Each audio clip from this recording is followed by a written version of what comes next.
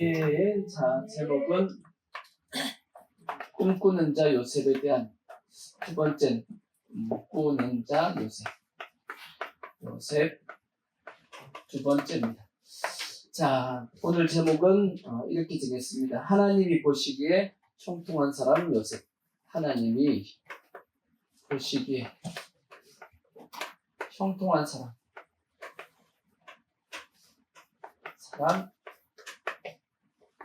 누구죠? 요셉입니다.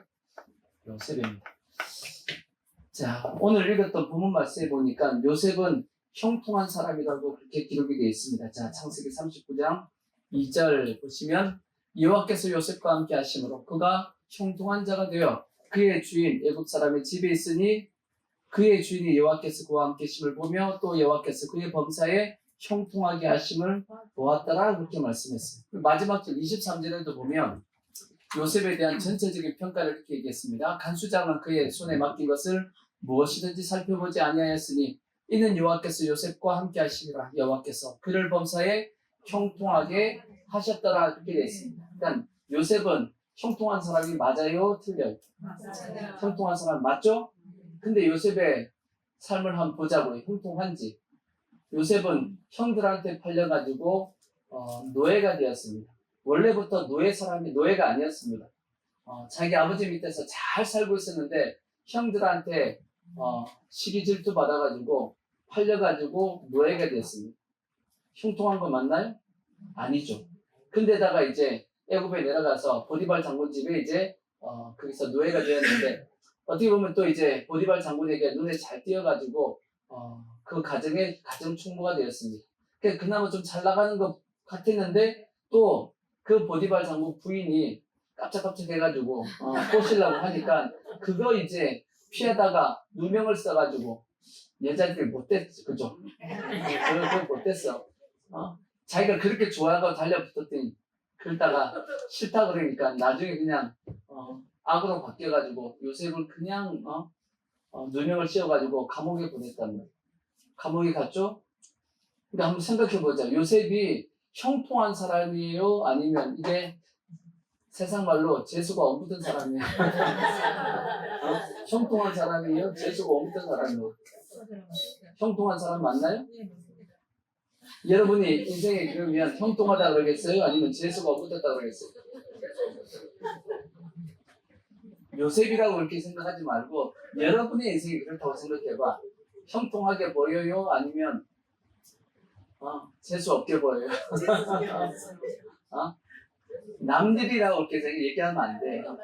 남의 이름, 요셉은 남의 이름이니까 그렇게 보일지 몰라도 그게 내 이름이야.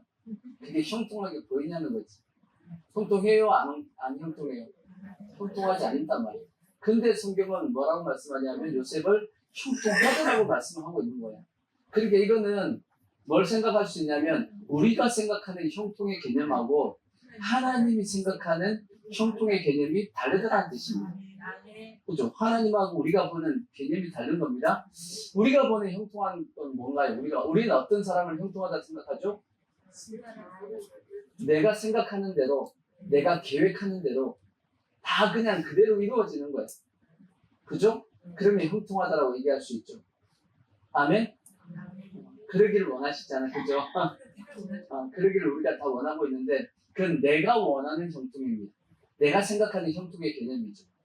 그러면 이걸 반대로 생각하면 하나님의 개념 속에서의 형통함은 뭐겠어요? 하나님이 생각하는 대로 하나님이 계획하는 대로 다 이루어지면 형통하다라고 생각할 수 있겠죠. 그러니까 어떻게 보면 요셉은 우리가 인간적인 생각에서의 형통함의 개념이 아니고 하나님의 생각함의 개념 속에서의 형통함입니다. 그러니까 하나님의 생각대로 하나님의 계획대로 지금 요셉은 지금 살아가고 있는 겁니다. 형들에게 팔려서 노예가 되는 것도 이것도 누구의 계획이에요? 하나님의 계획이고 하나님의 생각입니다. 또 보디발 장군 부인의 누명을 써가지고 깜빵에 들어가는 것도 하나님의 계획과 하나님의 생각 속에서 이루어 가신 겁니다. 맞죠? 그러니까 하나님의 계획 속에 있었기 때문에 하나님께서는 보시기에 요셉을 형통했다라고 말씀을 하고 있는 겁니다. 그죠? 물론 이제 이것을 요셉이 그 당시 그 고통 가운데 있을 때는 못 깨달았습니다. 못 깨달았지만 나중에 시간이 다 지나고 난 다음에 아하, 이게 하나님께서 이렇게 하셨구나라고 이제 깨닫는 순간 요셉이 자기가 형통했다는 것을 그때 이제 깨닫는 시간이 옵니다. 자, 창세기 45장에 보면 45장 4절 보십시오. 45장 4절. 요셉이 형들에게 이르되 내게로 가까이 오소서. 그들이 가까이 가니 이르되 나는 당신들의 아우 요셉이니 당신들의 애굽의 판자라. 당신들이 나를 이곳에 팔았다고 해서 근심하지 마소서. 한탄하지 마소서. 하나님이 생명을 구원하시려고 나를 당신들보다 먼저 보내셨나이다. 누가? 하나님이 뭐 하려고? 생명을 구원하려고 요셉 나를 당신 형들보다 먼저 어떻게 했다? 애굽에 보내셨습니다. 누가 했다라는 거예요? 하나님이 했다라는 거지. 그렇죠. 결국은 보니까 요셉이 나중에 가서야 깨달았습니다. 이 모든 것은 하나님이 이렇게 하셨구나라는 것을 깨달았죠. 그러니까 이렇게 결국 이제 보니까 만약에 요셉이 이렇게 빨리 먼저 안 왔으면 요셉이 와가지고 애굽의 총리가 되었죠. 애굽의 총리가 돼가지고 7년 흉년을 이겨낼 수 있게끔 만들었습니다. 그걸로 끝난 게 아니죠. 7년 흉년을 이겨낸 것뿐 아니라 자기 부모 형제들 다 먹여 살렸습니다. 만약에 요셉이 미리 안 왔으면 이거 안 됐을 거 아니야. 그걸로 끝난 게 아니죠. 애굽 사람도 다 먹여 살렸죠. 애굽 사람만 먹여 살린 것이 아니고 그 중동 지역에 있는 그 중동 전체가 다 흉년이었기 때문에 애굽 주위에 있는 나라들까지도 다 먹여 살렸습니다. 요셉 한 사람이 하나님께서 미리 이제 고난 속에 어떻게 보면 하나님의 계획 속에 미리 보내셔가지고 수많은 사람들을 뭐 하셨냐면 먹여 살린 겁니다. 죽을 위기에서 살리신 거야. 그러니까 이거는 다 하나님께서 다 뭐 하신 거예요? 미리 계획하고 생각하는 중에 다 이루신 겁니다. 이건 또 이뿐 아니라 하나님께서 아브라함에게 하신 약속이 있어요. 아브라함에게 어떤 약속을 했죠? 너희 후손이 애굽에서 이방 땅에서 400년 동안 종살이하게 될 것이다 라고 했던, 그리고 이제 하나님께서 그들을 불러서 가나안 땅으로 올려보낼 거다 라고 했던 하나님의 그 예언적인 약속도 누굴 통해서? 요셉을 통해서 하나님께서 이루셨습니다. 이런 걸 보면 우리 인간의 입장에서는 요셉이 형통한 것 같지 않고 재수가 없었던 것 같이 보였지만 긴 안목 전체적으로 보니까 이 모든 것을 다 누가 하셨다? 하나님이 하셨고 하나님의 계획 가운데 이루어졌다라는 것을 우리가 볼 수 있었고, 그러니까 하나님께서는 전체적으로 보니까 뭐 했더라? 이 사람은 형통했다라고 말씀을 하고 있는 겁니다. 근데 문제는 당장에 보니까 형통해요? 안 형통해요?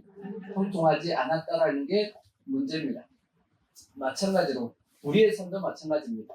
지금 당장의 내 삶을 보면 형통하지 않은 것처럼 보일 수 있어요. 근데 인생 전체로 보면 하나님께서 형통케 하셔가지고 형통한 사람이라고 얘기할 사람들이 무척 많을 거란 말이에요. 만약에 요셉이 자기가 계획을 세워가지고 애굽의 총리가 되어가지고 이 모든 것을 이루겠다라고 했다라면 그게 가능했을까요? 거의 불가능했겠죠. 이 자체가 거의 되지 않는 겁니다. 근데 요셉은 하나님의 계획 속에서 진행되다 보니까 오늘 말씀처럼 형통한 사람의 모습이 되었다는 겁니다. 그래서 오늘 말씀은 뭐에 대한 말씀이냐? 하나님이 보시기에 형통한 사람은 어떤 사람인가? 이 요셉을 통해서 한번 볼 수 있는 그런 시간을 가지자고. 요셉을 보니까 하나님께서 형통한 사람이라고 그랬네. 그러면 어떤 사람이 하나님께서 보시기에 형통한 사람인가? 보면 자, 첫 번째는 뭐냐? 아까 본문 말씀 다시 보시면 창세기 39장 2절에 보시면 어떤 사람이 형통하다라고 말씀했냐면 여호와께서 요셉과 마음으로 함께 하심으로 그가 형통한 자가 되었다라고 되어 있습니다. 3절도 똑같이 되어 있죠. 그의 주인이 여호와께서 그와 함께 하심을 보며 또 여호와께서 그의 범사에 형통하게 하심을 보았다라고 되어 있습니다. 또 23절도 동일하게 이렇게 말씀하고 있어요. 23절을 보시면 간수장은 그의 손에 맡긴 것을 무엇이든지 살펴보지 아니하였으니 여호와께서 요셉과 뭐 하심으로 함께 하심이라. 여호와께서 그를 범사에 형통하게 하셨더라. 형통한 사람의 특징이 뭐라고 말씀하고 있죠? 하나님이 함께하는 사람. 그래서 우리도 어떤 사람이 되면 하나님이 함께하는 사람이 되면 뭐한 거다? 형통한 사람이다 하는 것을 이제 알 수가 있겠죠? 그러니까 하나님과 뭐만 하면 되죠? 함께만 하면 됩니다. 함께만. 아멘? 근데 성경에 보면 하나님께서 쓰셨던 모든 사람은 다 뭐가 붙어 있냐면 하나님이 함께 하셨다라는 단어가 다 들어가 있습니다. 여러분 성경 찾아보시면 두 개만 찾자고. 이삭 창세기 26장 23절 보시면 창세기 26장 23절 이삭이 거기서 부엘사로 올라갔더니 그 밤에 여호와께서 그에게 나타나 이르시되 나는 내 아버지 아브라함의 하나님이니 두려워하지 말라. 내 종 아브라함을 위하여 내가 너와 뭐 있어? 함께 있어. 내가 너와 함께 있어 주겠다라는 거. 누구에게? 이삭과 함께 해주겠다라고 말씀했습니다. 창세기 28장 13절 보면 이건 다 야곱입니다. 야곱.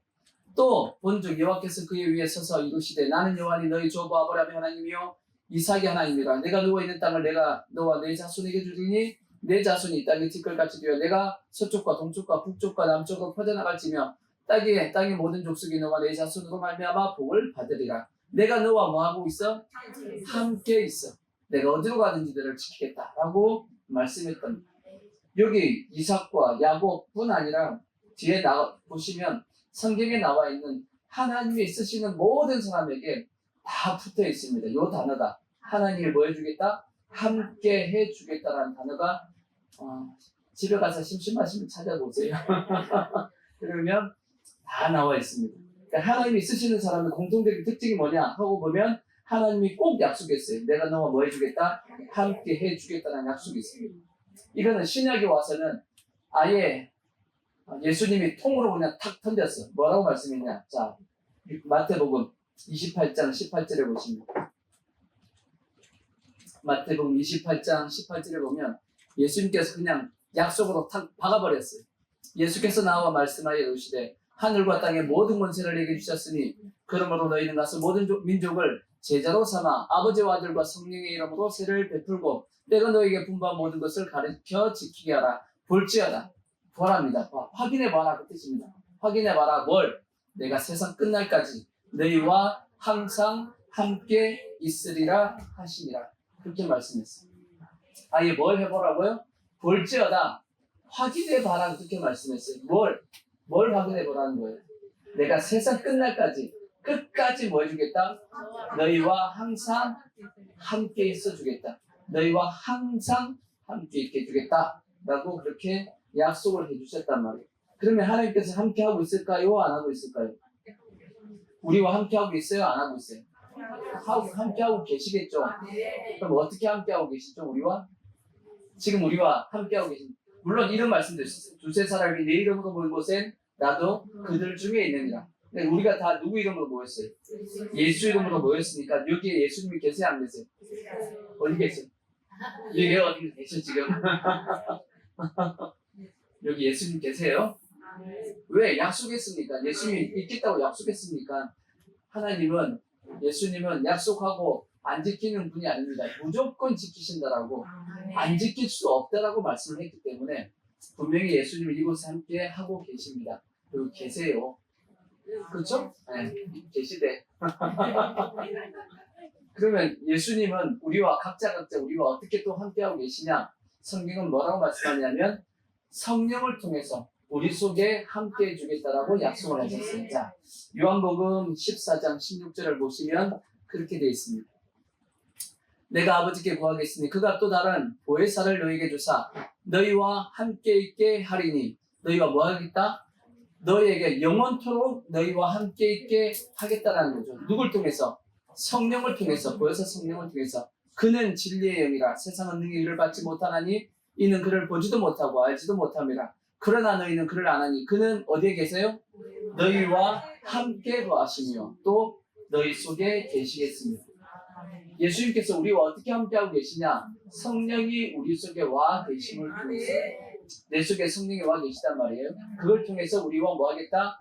영원토록 함께 있어 주겠다. 그 성령님은 내 안에 들어와서 뭐 하시냐? 자, 요한복음 14장 25절 보시면 내가 아직 너희와 함께 있어서 이 말을 너희가 하였거니와 보혜사 곧 아버지께서 내 이름으로 보내신 성령 그가 너희에게 모든 것을 가르치고 내가 너에게 말한 모든 것을 생각나게 할 것이다. 나에게 생각되어지는 것, 그것을 누가 주신다? 내 안에 계신 성령님이 그렇게 해주시겠다라고 말씀하고 있습니다. 그래서 우리가 내 안에 성령님이 계신지 안 계신지는 뭘 보면 확인할 수 있냐? 자, 고린도전서 12장 3절 요것만 딱 확인해 보면 여러분 속에 성령이 있는지 없는지 알 수 있습니다. 자, 읽어보자고. 다 같이 이건 중요한 말씀 다 같이 읽어보자. 시작. 그러므로 내가 너에게 알리노니 하나님의 영으로 말하는 자는 누구든지 예수를 저주할 자라 하지 아니하고 또 성령으로 아니하고는 누구든지 예수를 주시라 할 수 없느니라. 아멘. 이건 뭔 뜻이냐? 우리가 진실한 마음으로 진정한 마음을 가지고 뭐라고 고백하면 예수님은 주님입니다 라고 고백하면 우리 속에 누가 와 계신 거다? 성령님이 와 계신 거다. 이해가 되시죠? 그러니까 여러분이 진실한 마음으로 예수님은 나의 주님입니다 라고 고백하고 계시다라면 여러분 속에 성령이 있는 것은 이건 정해졌다. 약속하신 거다. 이미 와 있다라는 뭐냐면 확증입니다. 확증. 아멘. 그러니까 여러분이 주여 하는 순간 요 속에 누가 계시다라는 것, 성령님이 계시다라는 것을 증명하고 계시다라는 겁니다. 아멘. 그럼에도 불구하고 여러분이 그건 누구나 할 수 있지 이라고 생각이 되면 한 말씀만 더 드릴게요. 더 확인할 수 있는 방법이 하나 더 있습니다. 자, 누가복음 24장 32절을 보시면 누가복음 24장 32절 보면 엠마오로 내려가는 두 제자에 대한 말씀입니다. 자, 뭐라고 말씀했냐? 자, 그들이 서로 말하되 길에서 우리에게 말씀하시고 우리에게 성경을 풀어주실 때 우리 속에서 마음이 뭐하지 아니하더냐? 뜨겁지 아니하더냐? 하고 이런 말씀이 있어요. 이게 뭔 말씀이냐? 이런 내용의 말씀입니다. 예수님께서 십자가에 죽으셨단 말이에요. 며칠 만에 부활했죠? 3일 만에 부활했습니다. 근데 예수님께서 3일 만에 부활한 것을 누가 봤냐면 여인들이 봤습니다. 여인들이 예수님을 만나고 와가지고 제자들에게 막 얘기했단 말이에요. 예수님께서 3일 만에 부활했습니다. 얘기하니까 제자들이 그걸 믿으려 안 믿어요. 그걸 안 믿었단 말이에요. 그 안 믿는 제자들 중에서 엠마오로 두 제자가 이제 내려가고 있었습니다. 근데 이 제자는 12제자에 속한 제자는 아닌 것 같습니다. 한 70제자 속에는 들어가 있는 것 같아요. 그 중에 한 명이 이제 글로벌하고 되어 있는데 이 두 제자가 이제 예루살렘에서 엠마오로 이제 쭉 내려가고 있었단 말이에요. 내려가면서 무슨 얘기했겠어요? 내려가면서 예수님의 이제 죽은 얘기를 하는 겁니다. 예수님께서 메시아인 줄 알았더니 메시아가 아니었나비요? 하면서 이제 우리를 그냥 로마를 까무시고 말지 그냥 다윗의 왕국을 이룰 줄 알았더니 그냥 로마 그 재판장에 서가지고 힘없이 그냥 죽는 걸 보니까 우리가 생각했던 메시아는 아닌가요? 근데 말이지 여인들이 예수님이 3일 만에 지금 살아났다네? 못 믿겠어 하면서 이제 투덜투덜 하면서 이제 둘이서 이제 내려가고 있었단 말이에요. 근데 갑자기 누가 탁 나타났죠. 누가 나타났죠? 예수님이 뿅 하고 나타나가지고 옆에 이제 탁 달라붙은 겁니다. 두 사람이 얘기하고 있는데 이제 예수님이 달라붙은 겁니다. 근데 예수님께서 물어보죠. 무슨 얘기합니까? 라고 이제 물어보는 거예요. 둘이서 이제 하는 얘기를 들으면서. 그러니까 예수님께서 뭔 얘기합니까? 하니까 이제 둘이서 이제 얘기합니다. 아니, 당신도 예루살렘에 있었으면서, 며칠 전부터 있었던 그 예루살렘을 수동했던 예수님의 얘기를 모르냐고 하면서 쭉 이제 예수님의 얘기를 쭉 했단 말이에요. 그러니까 예수님께서 길에서 가면서 엠마오로 쭉 내려가면서 뭔 얘기를 했어요?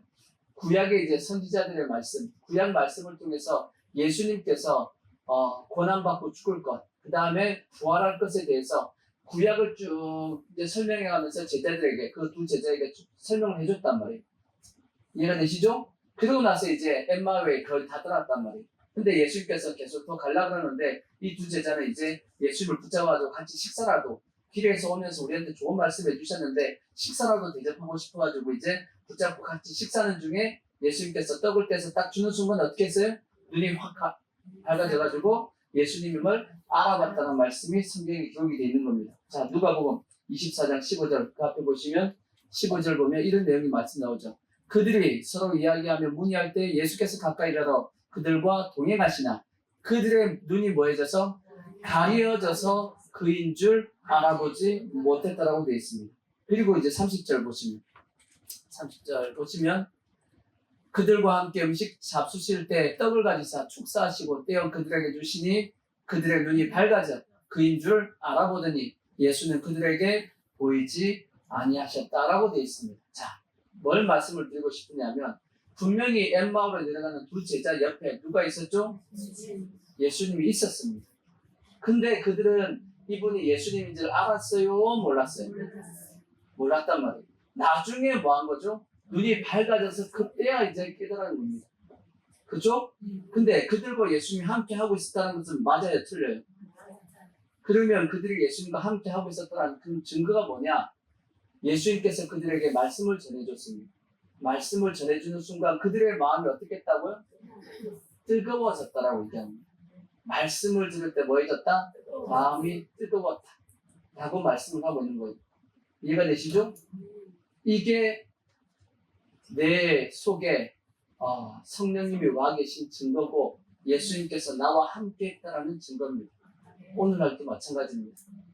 여러분들께서 말씀을 들을 때 뭐 하고 있다라면 여러분이 지금 하나님과 동행하고 있냐면 하나님이 함께하고 계시냐면 여러분이 말씀을 들을 때 마음이 뜨거워지면 여러분은 눈으로는 모르겠어. 잘 믿음도 잘 몰라. 예수님 함께하고 계시나? 잘 모르겠는데 한다 할지라도 엠마오의 두 제자와 같이 잘 모르겠어요. 예수님 나와 함께 하시나? 잘 모른다 할지라도 말씀을 들을 때 내 마음이 뭐하면? 뜨거워지면 하나님이 여러분과 지금 뭐하고 계시냐면 함께하고 있다는 증거입니다. 근데 내가 뜨겁나? 안 뜨겁나? 만져보고 안 뜨거운데? 뜨겁나 안 뜨겁나는 뭘 보면 알 수 있냐면 여러분의 입에서 아멘 아멘 하고 있으면 뜨거운 거예요. 아시겠죠? 여러분의 마음속에 맞습니다. 아멘.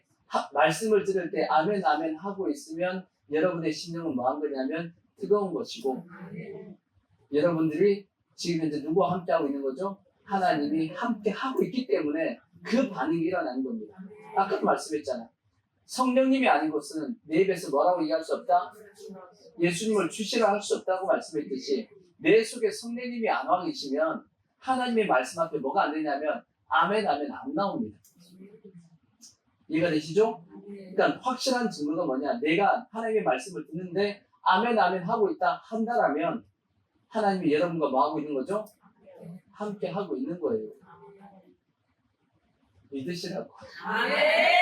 하나님이 함께하고 계시기 때문에 이어서 뭐냐? 하나님이 함께하는 사람은 곧 어떤 사람이다? 형통한 사람입니다. 여러분은 지금 현재 어떤 사람이냐? 하나님이 보시기에 형통한 사람이라는 거예요. 내가 보기에 내 인생이 형통한 것 같지 않게 보여. 근데도 불구하고 하나님은 보시기에 뭐라고 말씀하냐면 형통하고 있다라고 말씀하는 거예요. 왜? 하나님께서 여러분과 함께하고 계시고 하나님이 함께하고 계시다 보니까 여러분들은 하나님의 말씀을 지금 지시를 받고 있는 겁니다. 하나님의 말씀의 지시 받아야 안 받아요? 이게 지금 받고 있는 겁니다. 내가 아멘 아멘 하고 있다는 것 자체가 지시를 받고 있는 거야. 지시를 받고 있다 보니까 우리는 하나님의 말씀의 지시에 따라서 그래도 한번 살아보려고 해요 안 해요? 하고 있다는 얘기지. 그 자체가 그게 뭐냐면 하나님과 함께하고 계신 것이고 그게 형통하다는 뜻입니다. 근데 성도들이 다 생각합니다. 난 형통한 것 같지 않다라고 생각을 해. 왜? 인간적인 생각으로 인간적으로 생각해보면 내 생각과 내 뜻대로 이렇게 되어야지만 형통한 것 같은데 아니라는 겁니다. 하나님이 보시기에 형통하면 그게 진짜 형통한 거지. 아시겠죠? 그러니까 하나님의 말씀이 떨어질 때 여러분 신령 가운데 아멘 아멘 하고 내 마음이 그 말씀에 동의하고 있으면 우리는 하나님과 함께하고 있는 사람이고 그래서 나는 형통한 사람이고 하나님의 말씀이 나를 뭐하고 계시냐면 나를 이끌고 가고 있는 사람이고 하나님이 이끌고 가고 있으니까 나는 하나님의 계획 속에서 지금 살아가고 있는 사람입니다. 그러니까 나는 뭐한 사람이죠? 형통한 사람이 맞는 거야. 근데도 불구하고 이렇게 또 생각하시는 분 있어요. 저는 말씀을 듣긴 듣고 아멘 아멘 하긴 하는데 제가 말씀에 제대로 순종을 못해요. 하시는 분들이 있어. 그러니까 나는 형통하지 않은 것 같아요. 라고 얘기하시는 분들이 있어. 주의 아버지. 그렇죠. 하나님의 말씀에 순종하지 잘 못하지. 다 순종하는 사람은 없어요. 하나님의 말씀에 온전히 순종한 사람은 예수님밖에 없어. 대다수의 사람들은 여러분 한번 생각해 보세요. 부모님의 말씀에 여러분이 한 몇 퍼센트 정도 순종하고 살았어요? 부모님의 말씀에. 어렸을 때 맨날 어겼어. 대다수 어겼습니다. 나이가 좀 들면서 내가 부모님 말씀에 대해서 나이가 들면 부모님이 순종할 것만 얘기해줘요. 어릴 때는 거의 뭐 순종 안 하고 살다가 이제 나이가 들어서 이제 좀 더 순종하게 되었지. 성숙해졌기 때문에. 성경에 보면 씨 뿌리는 비유가 나옵니다. 돌짝밭이 나오잖아요. 돌짝밭. 자, 마태복음 13장 20절에 보시면 돌짝밭의 특징을 이렇게 말씀합니다. 13장 20절 보시면 자, 이런 말씀이 있죠. 돌밭에 뿌려졌다는 것은 말씀을 듣고 즉시 뭐였어요? 기쁨으로 받았다는 것은 마음이 기뻤다, 뜨거웠다, 아멘 했다는 뜻입니다. 근데 문제는 그 속에 뭐가 없어가지고 뿌리가 없어가지고 잠시 견디다가 말씀으로 말미암아 먹어왔을 때 환란이나 박해가 일어날 때에는 넘어졌다는 것은 뭔 뜻이에요? 그 말씀에 순종을 못했다 그 뜻입니다. 넘어졌다라는 것. 말씀에 순종하지 못했다 그런 뜻인데 그래서 나는 하나님과 함께하고 있지 않은 것 같고 그래서 나는 형통하지 않은 것 같다라고 생각할지 모르겠지만 그러지 않다라는 겁니다. 이건 어떻게 보면 갈등을 하는 상황입니다. 갈등을 하는 거죠. 우리가 하나님의 말씀을 받았을 때 온전히 다 순종하지 못하죠. 그 말씀이 들어왔을 때 기쁨으로 받았지만 실상 현실 가운데 딱 들어가서는 뭐 하죠? 갈등을 합니다. 이걸 할까 말까 해요 안 해요?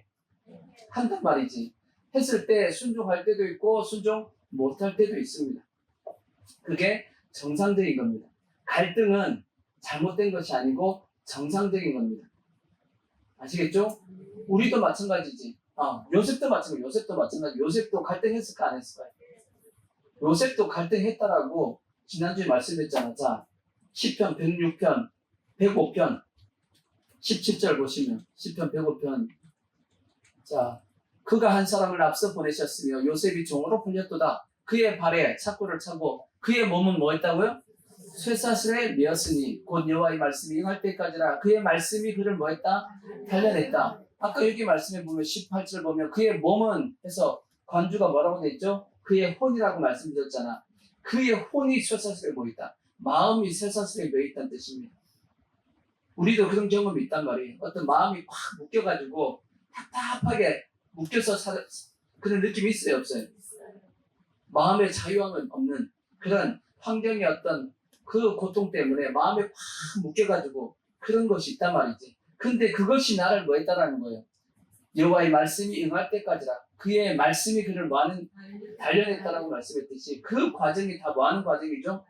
하나님의 말씀이 내 마음을 단련하고 있는 시기라는 뜻입니다. 이 단련의 시기가 있어야지만 건강하게 내 마음이 믿음 가운데 견고하게 설 수가 있는 거죠. 아멘? 우리가 운동을 할 때도 단련할 때도 마찬가지죠. 근육을 만든다. 근육을 뭐하게 만드는 거예요? 근육을 어떻게 만들죠? 근육을 단단하게 어떻게 만들죠? 근육을 괴롭혀야 돼. 근육을 뭐 하는 거죠? 괴롭히는 겁니다. 운동이라는 것 자체는 딴 게 아니에요. 운동은 그 운동을 하기 위해서 그 근육을 뭐 하는 거죠? 괴롭혀요. 힘들게 만드는 거야. 힘들게 만들면서 뭐 하는 거냐면 단련시키는 겁니다. 그래요, 안 그래요? 그와 마찬가지로 우리의 마음을 단련시키는 것은 뭐냐? 우리의 마음을 힘들게 만드는 겁니다. 하나님께서 하나님의 계획대로 우리를 이끌어가기 위해서 하나님이 쓰실 만한 사람으로 만들기 위해서 우리의 마음을 힘들게 만드는 거예요.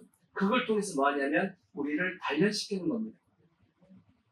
이해가 되시죠? 근데 그것이 지나쳐가지고 그걸 못 이기면 근육이 파열되고 막 그럴 수 있는 거죠.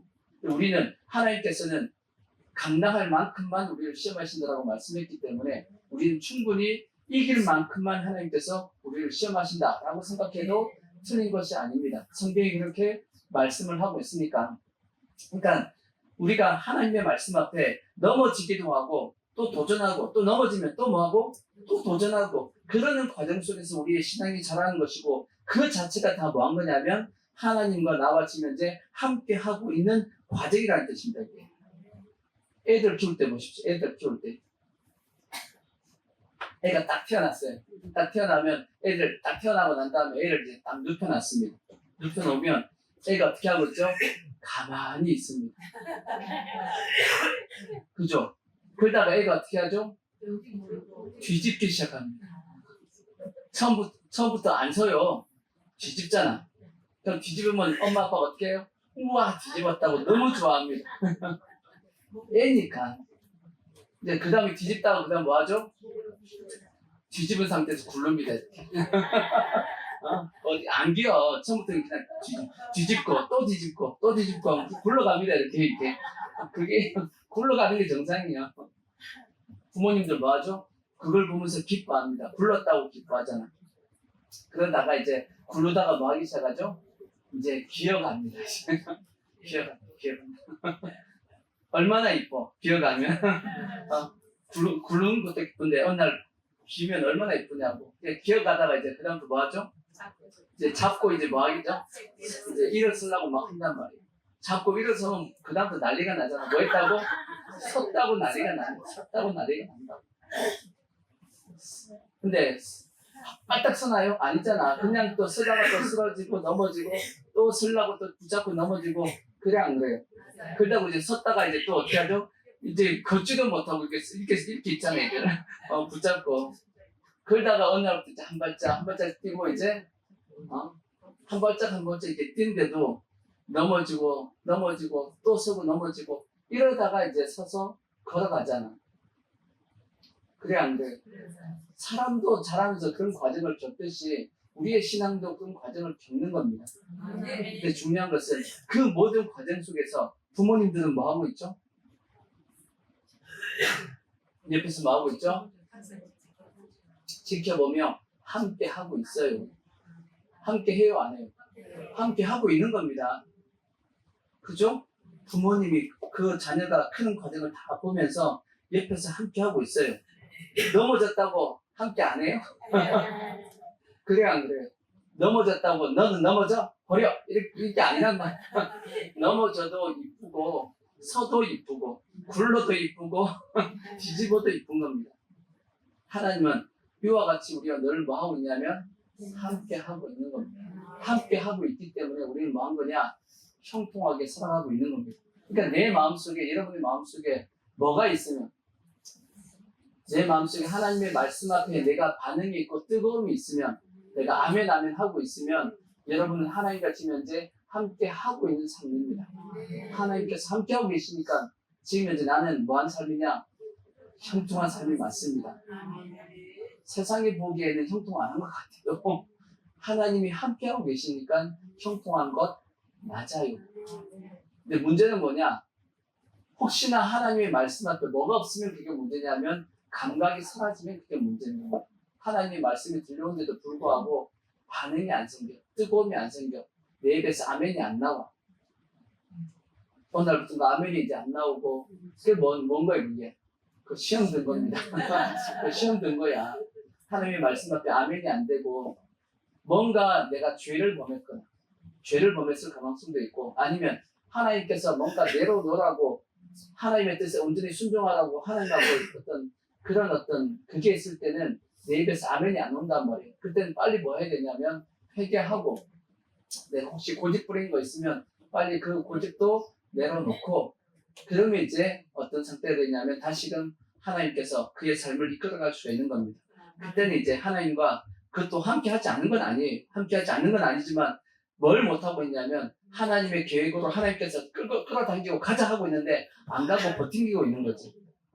그러니까 우리가 내 10년 가운데 뭐만 하고 있더라면 하나님의 말씀에 대해서 반응을 하고 있다라면 우리는 뭘 생각하고 있어야 되냐면 하나님께서 뭐 하고 있다? 나와 함께 하고 있다는 것을 우리는 뭐 하셔야 되냐면 믿으시면 됩니다. 그러니까 하나님의 말씀 앞에 아멘 하고 있으면 하나님께서 우리와 함께하고 계시고 우리는 형통한 삶을 지면서 살아가고 있단 말이지. 그러니까 우리는 더욱더 형통한 삶이 되기 위해서는 어떻게 하면 되겠어요?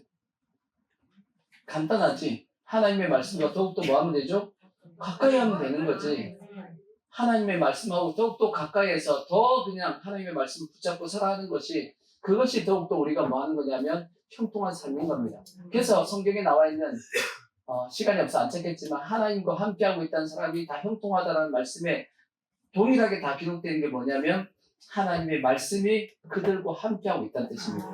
하나만 보자고. 그럼 시편 1편 1절부터 보시면, 복 있는 사람은 악인의 꾀를 따르지 않고 죄인의 길을 서지 않고 오만한 자의 자리에 앉지 않고 오직 여호와의 율법을 즐거워하여 그의 율법을 취하여로 묵상하는도다. 그는 시냇가에 심은 나무가 철을 따라 열매를 맺으며 그 잎사귀가 마르지 아니함 같으니 그가 하는 모든 일이 다 뭐하다? 형통하리로다. 어떤 사람이 하나님의 말씀을 주야로 묵상하고 그 가운데 기록한 대로 다 지켜 행하는, 말씀을 가까이 하는 사람은 하나님께서 마치 시냇가에 심은 나무와 같이 시절을 쫓아 과실을 맺는 형통한 삶의 모습이 되어진다라고 그렇게 말씀을 하고 있는 겁니다. 그래서 부모가 이제 자식을 키울 때도 마찬가지입니다. 아이들이 형통한 삶을 살기를 원하잖아, 그죠? 부모의 입장에서 자녀들이 잘 되기를 원하잖아, 그죠? 어떻게 하면 좋냐? 아이들이 늘 하나님의 말씀과 뭐 하게끔? 가까이 하게끔, 그래서 키워야 되는 겁니다. 그래서 신명기 6장에 나와 있는 말씀처럼 부지런히 자녀들에게 뭐 하라는 거예요? 하나님의 말씀을 가르치라고 그렇게 말씀을 하고 있는 겁니다.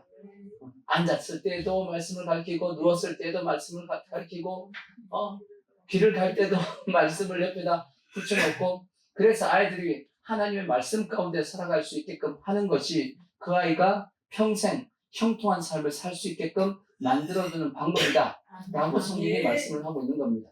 아멘. 그러니까 형통하니까 세상 말로 얘기하면 고생 좀 덜 할 수 있는 거죠. 아멘. 그럼에도 불구하고 성경은 예수 믿기 때문에 우리가 좀 더 고난도 받을 수 있다라고도 말씀을 합니다. 무릇 경건하게 살고자 하는 자는 박해를 받는다, 세상에서 박해를 받는다, 그렇게 말씀했고, 또 시편에도 보면 의인이 고난이 많다라고 말씀을 했습니다. 하지만 하나님께서 그 모든 고난에서 마음 다 뭐 해주신다? 건져주신다라고도 말씀을 하고 있습니다. 그래서 우리가 세상 가운데 예수 믿음에도 불구하고 고난이 없다, 그렇지는 않습니다. 고난이 있어요. 고난이 있지만 하나님께서는 뭐 하신다?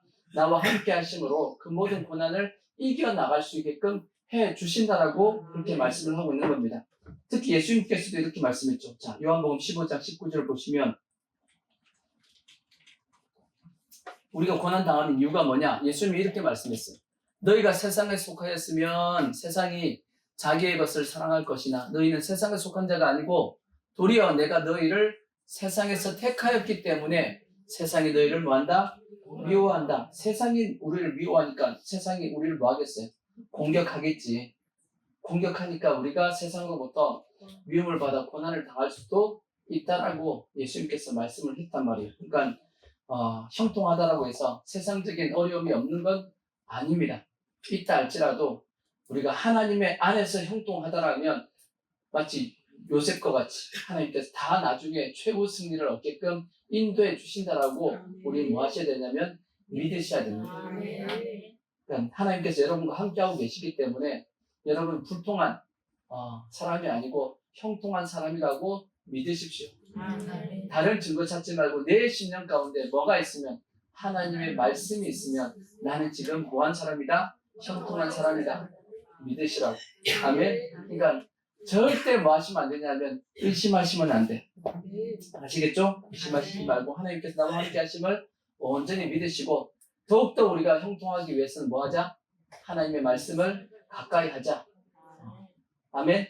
하나님의 말씀을 가까이 해서 말씀으로 모든 것을 우리가 살아가려고 애쓰고 말씀을 붙잡으면 더욱더 형통한 삶이 되어진다 하는 그런 어떤 마음을 가지고 믿음을 가지고 우리가 꼭 승리할 수 있는, 형통한 삶으로서 승리할 수 있는 그런 모습이 되어지기를 부탁의 말씀을 드리겠습니다. 아멘. 또 성경이 또 하나 더 말씀하고 있는 것이 있습니다. 뭐냐? 요셉을 통해서 형통한 사람은 어떤 사람이냐? 이런 사람이라고 되어 있어요. 믿을 만한 사람이다. 믿을 수 있는 사람. 뭐한 사람이요?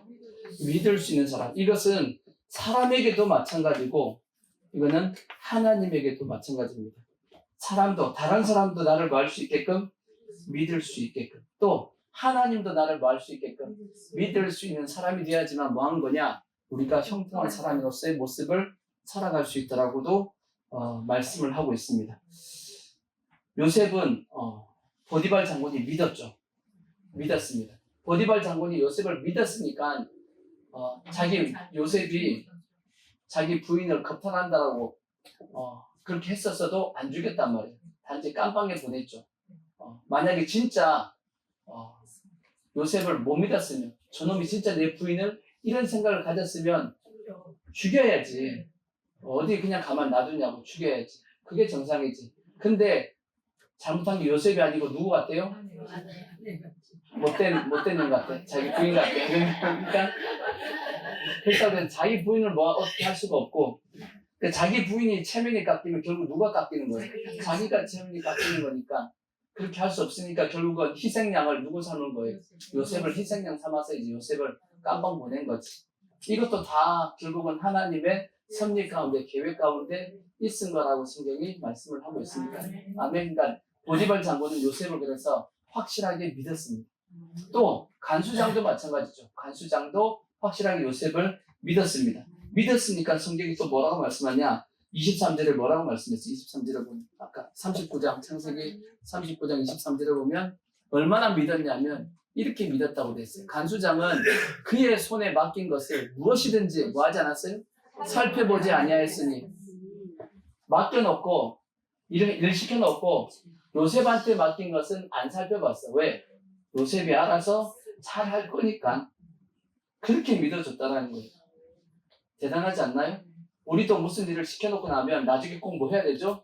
확인해봐야지. 잘했는지 잘못했는지 확인해보고 잘했으면 넘어가고 잘못했으면 그게 대해서 뭔가 어떻게 조치를 취해야지 되는데 어떻게 한 거예요? 일만 시켜놓고 확인을 안 했어. 왜? 어차피 잘할 거니까 이렇게 믿었다라는 거죠. 어차피 잘할 건데 라고 생각을 했다라는 거죠. 그만큼 뭐 했다는 거죠? 확실하게 믿었다는 얘기입니다. 그러니까 어떻게 이렇게 믿을 수 있었냐? 몇 가지 이제 예를 들 수 있습니다. 첫 번째는 뭐냐면 충성했던 거지. 충성입니다. 그러니까 우리도 뭐 해야 되냐? 충성해야 됩니다. 충성해야지만 맡은 자에게 구할 것은 뭐다? 충성이다 라고 말씀했듯이 충성하니까 믿을만 한 거죠. 특히나 작은 일에도 충성했다라고 말씀합니다. 요셉에 대한 애니메이션 영화가 있죠. 이집트 왕자 2 보셨죠? 어르신들은 안 봤겠지만 이집트 왕자 2라고, 이집트 왕자 1편은 모세에 대한 내용이고 2편은 요셉에 대한 내용의 말씀이 이제 내용이 이집트 왕자 2라고 애니메이션이 있습니다. 한 20년 가까이 됐죠. 꽤 오래된 이제 애니메이션인데 그때 그 영화의 그 애니메이션을 보면 요셉이 이 보디발에게 눈에 띄게 돼가지고 가정총무로 삼는 그 내용이 나옵니다. 물론 실제적으로는 그렇지는 않겠지만 어떤 내용이 나오냐면 이제 보디발 장군이 이제 집안을 이제 쭉 지나가고 있는데 어떤 한 청년이 노예가 방을 닦고 있어. 방을 닦고 있는데 방을 어떻게 닦냐면 반짝반짝반짝하게 닦습니다. 아니, 그러니까 보통 같으면 노예에게 일을 시키면 어떻게 하죠? 그냥 대충 이제 그냥 적당하게 깨끗하게 하고 지나갈 텐데 요셉은 어떻게 닦냐면 반짝반짝하게 닦고 그걸 이제 지켜보다가 저놈은 진짜 무슨 일을 하든지 저런 어떤 자세를 가지고 일을 하네? 하고 해가지고 그 보디발 장군이 요셉을 가정총무로 삼습니다. 그러니까 물론 실제는 그러지 않겠죠. 실제 뭐 잘 닦았다고 요셉이 바닥을 깨끗하게 잘 닦았다고 가정총무로 삼았겠냐고. 근데 표현을 그렇게 한 겁니다. 그 표현이 뭐냐? 적은 일을 맡겼지만 그 일에 대해서 요셉은 진짜 열심히 충성스럽게 그 일을 했다라는 거지. 그렇게 이제 만화에서 표현을 한 겁니다. 그러니까 그와 마찬가지로 우리도 똑같습니다. 하나님께서 어떤 일을 맡겼을 때 그 일에 대해서 충성스럽게 일을 할 수 있는 그러한 모습이 돼야 된단 말이에요. 그래야지 뭐하죠? 믿을만 하지. 믿을만 하니까 뭐 할 수 있냐? 더 맡길 수 있고 더 큰 일도 맡길 수 있다라고 그렇게 말씀을 하고 있죠. 제가 가끔씩 세 가지 충성 말씀하죠. 자, 누가복음 16장 10절을 보시면 세 가지 충성에 대한 말씀이 나옵니다. 예수님께서 세 가지 충성하래요.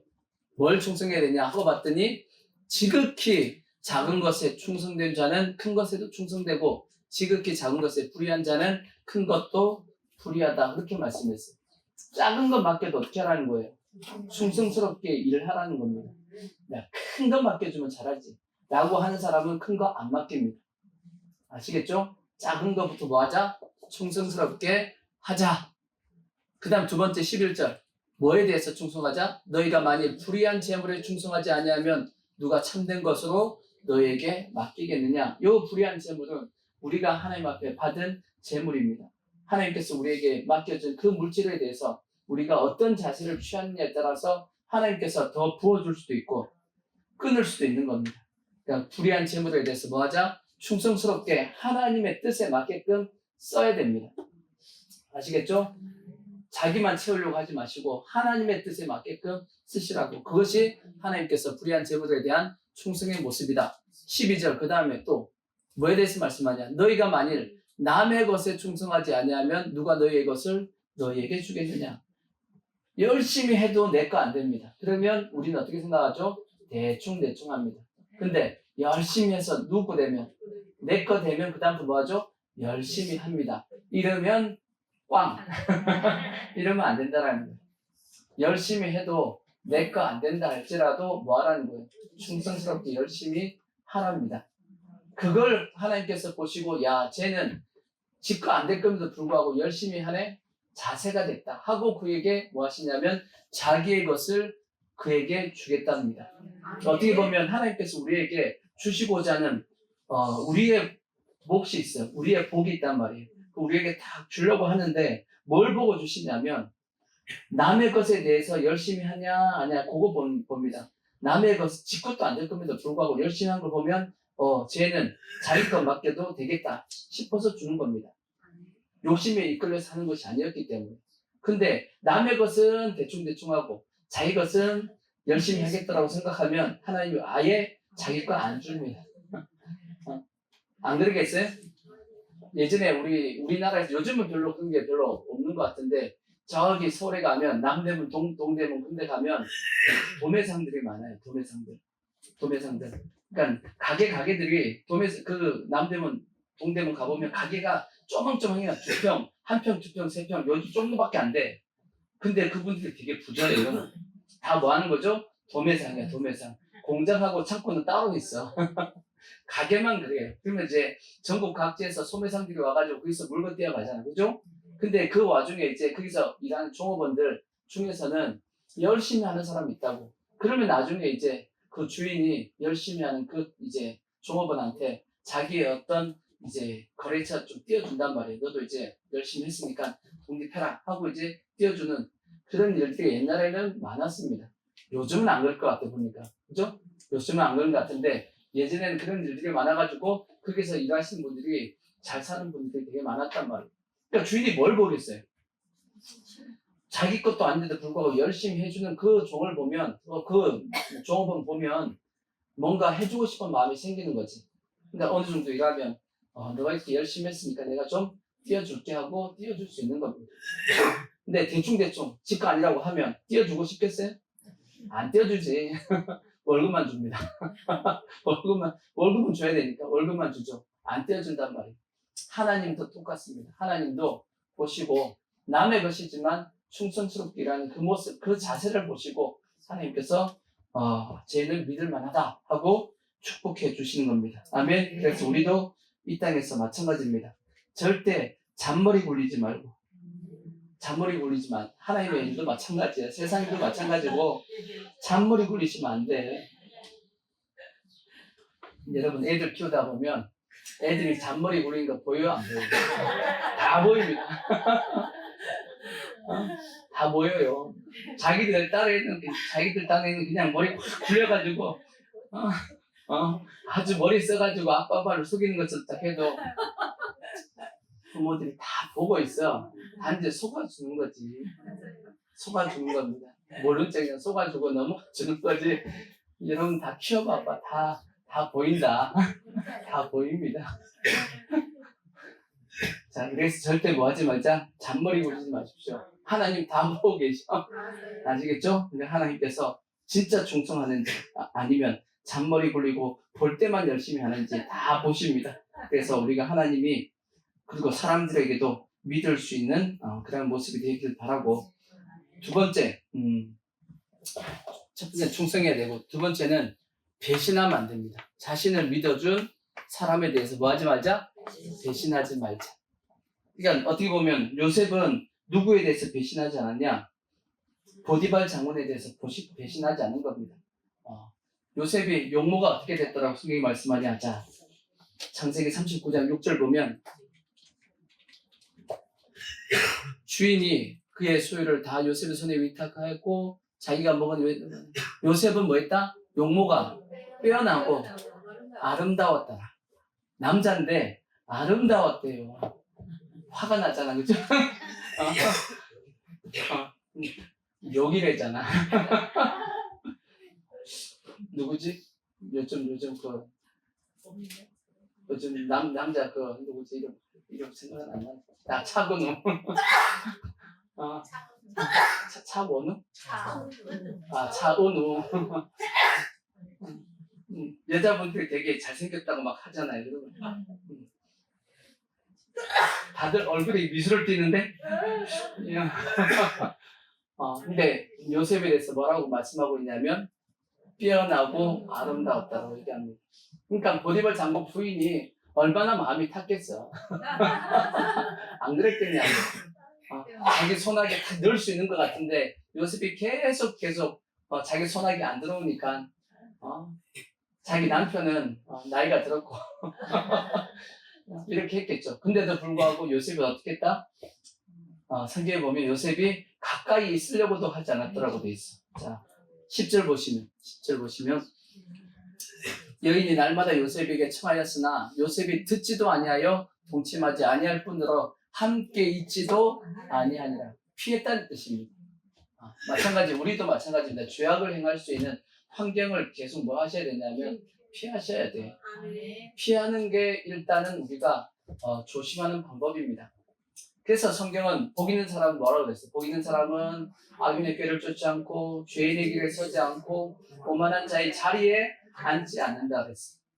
자리에 같이 안 앉는 겁니다. 그러니까 죄를 지을 수 있는 어떤 환경이 있단 말이에요. 그런 환경이면 미리 뭐 하셔야 되냐면 피하셔야 돼. 미리 피하는 게 지혜입니다. 굳이 거기 가가지고 거기서 죄 안 지어야지 하고 있으면 그게 안 된다고. 옆에 있는 사람이 가만히 놔둬요? 해봐 하고 옆에서 계속 찌르면 넘어간단 말이에요. 그러니까 아예 뭐부터 해야 되냐? 죄 지을 수 있는 환경을 미리 피하셔야 돼요. 그래야지만 그게 지혜로운 모습입니다. 그게 복 있는 사람이다 라고 그렇게 말씀하고 있으니까 하여튼 요셉은 그렇게 했다라는 겁니다. 근데 이렇게 했던 이유가 뭐죠? 뭘 위해서? 누굴 위해서? 보디발 장군을 뭐하지 않기 위해서? 배신하지 않기 위함이다라고 말씀합니다. 그 앞에 9절 보시면 이 집에는 나보다 큰 이가 없으며 주인이 아무것도 내게 금하지 아니하였어도 금한 것은 누구뿐이다? 당신, 보디발 장군 부인, 당신뿐이니 당신은 그의 아내입니다. 그런즉 내가 어찌 큰 악을 행하여라고 되어 있습니다. 자기를 믿어준 그 주인의 부인을 어떻게 자기가 그럴 수 없다라는 거지. 그것은 주인을 마는 거다, 배신하는 거다. 이거는 옳지 않다라고 단호하게 잘라냈던 겁니다. 우리도 그런 마음을 가지고 있어야죠. 은혜를 받았으면 그 은혜에 대해서 절대 마음 안 되냐? 잊으면 안 되지. 은혜는 갚아야지. 은혜를 악으로 갚으면 되겠어 안 되겠어? 그거는 절대 해서는 안 될 짓이지. 그거는 망할 짓이죠. 근데 성경에 보면 이런 경우가 있단 말이에요. 사람에게 대한 것도 마찬가지고 하나님에 대한 것도 마찬가지입니다.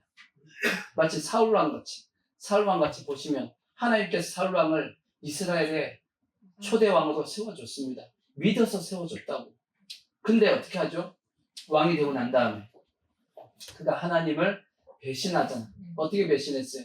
자기의 왕권을 주신 그 하나님, 그걸 잊어버리고 뭐에 집착하냐면 자기의 왕권에 집착을 합니다. 왕권에 집착을 해서 누굴 버려요? 하나님을 버린단 말이에요. 또 사울 왕뿐 아니죠. 누구도 여로보암 왕, 북이스라엘의 첫 번째 왕이었던 여로보암도 동일합니다. 자기에게 왕권을 주신 그 하나님을 배반하고 자기의 왕권을 지키기 위해서 어떻게 하죠? 예루살렘에다가 원래는 예루살렘에 이스라엘 백성들이 1년에 3번씩 모여가지고 다 거기서 하나님을 예배하게끔 만들어놨는데 율법에 만들어놨는데 그거 못하게 하려고 베델과 단에다가 금송아지를 만들어가지고 이것이 너희를 애굽에서 구원해내신 여호와 하나님이다. 그러면서 그걸 섬기게 만들었다고. 누굴 배신한 거예요? 하나님을 배신한 겁니다. 그를 믿어줘가지고 뭐 했는데 왕으로 세워줬는데 왕으로 세워준 그 하나님을 완전히 배신해버린 겁니다. 그러니까 그 끝이 좋아요, 안 좋아요? 좋을 수가 없지. 사울 왕은 자살해 죽었고 여로보암 왕도 결국은 그의 아들이 일찍 병들어 죽고 그의 왕은 되었지만 그의 자손들이 결국은 다 멸망하는 그런 비참한 최후가 된 겁니다. 뭘 했기 때문에? 은혜 받은 하나님의 그 은혜를 배신했기 때문이에요. 마찬가지입니다. 오늘날 우리도 마찬가지. 하나님께서 우리를 구원해 주신 은혜가 있습니다. 아멘? 잊으면 왜 안 돼요? 안 되죠. 그뿐 아니라 더 나아가서 하나님께서 우리에게 뭐도 주셨냐? 직분도 주셨단 말이에요. 자, 왜 직분을 주셨냐? 디모데전서 1장 12절에 보면 우리가 직분을 받은 이유가 나옵니다. 우리가 직분을 받은 이유. 우리가 뭘 열심히 해가지고 직분 받은 거 아니에요. 뭐라고 되어 있냐? 나를 능하게 하신 그리스도 예수 우리 주께 내가 감사함은 나를 뭐해서? 충성되이 여겨서 내게 직분을 맡기심이니 라고 되어 있습니다. 우리가 어떤 직분을 받았습니다. 내가 열심히 하고 능력이 있어서요? 아니에요. 하나님께서 어떻게 여기셔가지고 나를 충성되이 여겼다 그랬어요. 여겼다라는 것 자체는 내가 충성스러웠다? 아니죠. 충성스러운 것을 기대하고 어떻게 보면 우리에게 직분을 맡기신 겁니다. 우리가 믿을만 해서 맡긴 것이 아니고 믿어주려고 맡긴 거야. 하나님이 우리에게 직분을 맡긴 것은 믿어주려고 맡긴 겁니다. 그러니까 우리가 하나님 앞에 하나님이 이러한 기대를 가지고 우리에게 직분을 맡기셨다면 우리가 하나님을 뭐하지 않게끔 실망시키지 않게끔 우리가 맡은 직분을 잘 감당할 수 있는 그런 모습이 되자고요. 아멘. 배신하지 마시고 실망시키지 마시고 아멘. 맡은 자에게 구할 것은 뭐라고 말씀했죠? 충성이라고 말씀했듯이 충성하자고요. 아멘. 물론 이제 우리가 실력이 안 될 때가 있어. 능력이 안 될 때가 있습니다. 어떤 맡은 직분이 있는데 환경도 안 되고 실력도 안 돼. 그럼 뭐 어떻게 하겠어? 뭐 어쩔 수 없지 뭐 그걸 어떻게 하겠어. 근데 내가 게을르거나 내가 악한 마음을 가지거나 세상적인 어떤 욕심 때문에 하나님께서 나에게 맡겨진 직분을 등한히 한다면 그거는 하나님 앞에 혼납니다. 아시겠죠? 우리가 실력이 안 될 수는 있어요. 능력이 안 될 수 있어. 환경도 그걸 못 따라줄 때도 있었고 어떻게 하겠어 그거는. 그건 내가 당장 어떻게 할 수 없는 거잖아. 그는 하나님께서 그는 다 감안해 주십니다. 우리도 뭔가 아이들한테 뭔가 맡기거나 뭐 일을 시키면 아이들이 지금 이제 상황을 다 감안해요 안 해요? 감안해요. 감안하고 했는지 안 했는지 이게 알아보듯이 똑같습니다. 하나님도 우리에게 직분을 맡겼다고 무조건 그냥 막 우리를 힘들게 하시는 분이 아니고 다 감안하십니다. 우리의 환경을. 문제는 뭐냐? 내가 게을르면 안 됩니다. 그리고 내 마음속에 악한 마음을 가지면 안 됩니다. 그래서 예수님께서 그랬죠. 악하고 게으른 종아 그렇게 말씀했습니다. 악하고 게을러서는 안 됩니다. 아멘. 주님께서 뭐 하시게끔 믿을 수 있게끔. 그래서 먼저는 절대 우리는 충성하고 그 다음에 배신하시면 안 돼. 믿어주신 그분을 우리가 꼭 그 믿음에 보답할 수 있는 그러한 모습이 되길 바라고 마지막 이제 한 가지 더 말씀드리면 세 번째가 뭐냐면 하나님이 보시기에 죄를 범하지 않으려고 했습니다. 죄를 범하지 않으려고 했다. 뭔 뜻이냐? 아까 읽었던 39장 9절을 보시면 9절을 보시면 이 집에는 나보다 큰 이가 없으며 주인이 아무것도 내게 금하지 아니하여서도 금한 것은 당신뿐이니 당신은 그의 아내입니다. 그런즉 내가 어찌 이 큰 악을 행하여 누구께? 하나님께 죄를 지으리까 그렇게 생각했습니다. 하나님께 죄를 지을 수 없다라고 생각을 한 거죠. 그러니까 우리도 마찬가지입니다. 하나님 앞에 뭐 할 수 없다? 죄를 지을 수 없다라는 마음을 가지고 있어야 됩니다. 그래야지만 하나님 앞에 우리가 형통한 사람으로서 살아갈 수가 있습니다. 죄를 그래서 쉽게 우리가 범하지 않게끔 우리가 노력을 해야 될 것이고, 그러니까 특히나 이렇게 하기 위해서는 아까 말씀했듯이 하나님과 함께 하고 있다라는 생각을 우리가 가지고 계셔야 돼요. 하나님께서 다 어떻게 보면 하나님이 다 뭐하고 계시냐면 보고 계십니다. 그런 의식을 가지고 살아야지. 하나님과 함께하고 있다는 의식을 가지고 사셔야 된다고. 그러면 쉽게 뭐 할 수 없냐면 죄를 범하지 않을 수 있다라고 성경이 말씀하고 있고, 그걸 또 누구도 보고 있냐면 내 주위에 있는 사람들도 보고 있습니다. 아까 봤듯이 자 39장 2절 보시면 보디발 장군이 그걸 봤대잖아요. 이에 요셉이 2절 여호와께서 요셉과 마음으로 함께 하심으로 그가 형통한 자가 되어 그의 주인 애굽 사람이 집에 있으니 그의 주인이 여호와께서 그와 함께 하심을 보며 그렇게 되어 있습니다. 보디발 장군이 요셉과 누구와 함께하고 있다? 하나님이 함께하고 계심을 누가 본 거예요? 보디발 장군이 봤다라는 거예요. 보디발 장군이 요셉이 하나님과 함께하고 있는 걸 본 겁니다. 그래서 모든 걸 다 맡길 수 있었죠. 그와 같이 우리도 마찬가지입니다. 우리 주위에서 우리가 하나님과 함께하고 있는 것을 뭐 해야 되냐면 우리 주위에 있는 사람이 우리를 봐야 돼요. 그렇다고 해서 하나님과 함께하고 있다고 이게 단이라는 뜻이 아니고 우리의 생각 속에 우리의 삶 속에 우리가 의식하고 있는 겁니다. 하나님께서 나와 함께 하시니까 나는 이렇게 바르게 살아야지, 하나님의 뜻대로 살아야지 하는 그 자세를 가지고 살다 보면 옆에서 보면 그게 보입니다. 아, 저 사람은 늘 하나님을 의식하고 있네. 하나님을 생각하고 있네. 이러한 걸 보면 아, 저 사람은 믿을만한 사람이겠다. 이러한 생각이 든다는 얘기지. 그러겠어, 안 그러겠어? 당연히 그러겠죠. 여러분 주위에서 근데 이게 지금 이제 한국교회가 지금 다 무너진 게 뭐냐? 자기가 예수 믿는 사람인 걸 얘기를 안 해, 지금. 한국교회 성도들이 지금. 그래야 안 그래요?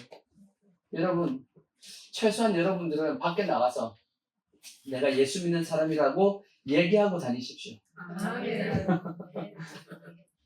얘기하지 않고 다니는 이유가 뭐죠? 괜히 얘기하다가 이렇게 내가 또 예수 믿는다라고 분명히 했는데 나와가지고 엉뚱한 짓 하다가 하나님 욕먹을 수 있겠다 싶으니까 얘기 안 하고 다닌다고. 그러시면 안 돼. 예수 믿는 그럼 결국 뭐도 안 한다는 뜻이에요. 전도도 안 한다는 뜻이야. 내가 예수 믿는다라는 걸 얘기를 하지 않고 다닌다는 뜻은 하나님 혹시 하나님의 영광 가리를까봐 그런다라고 이건 자기 어떻게 보면 핑계입니다. 솔직히 얘기하면 반대로 얘기하면 나는 그들을 향해서 예수 믿어야 돼 라고도 얘기하지 않는다는 뜻입니다. 그거는 내가 지금 잘못하고 있는 거지. 예수 믿으면 무조건 사람들 앞에서 나 예수 믿는 사람이라고 얘기하고 다니십시오. 아멘. 그리고 전도도 하시고 아멘. 그래야지만 또 뭐도 하냐면 스스로도 조심합니다. 죄 안 지으려고. 왜? 내가 그렇게 떠벌려놨는데 떠벌려놨는데 죄를 지으면 사람들 다 이렇게 쳐다보겠지. 그죠? 그렇게 이상하게 생각하겠지. 이렇게 생각할 수 있으니까 우리가 스스로도 죄를 범하지 않을 수 있는 모습이 되어진다라는 거지.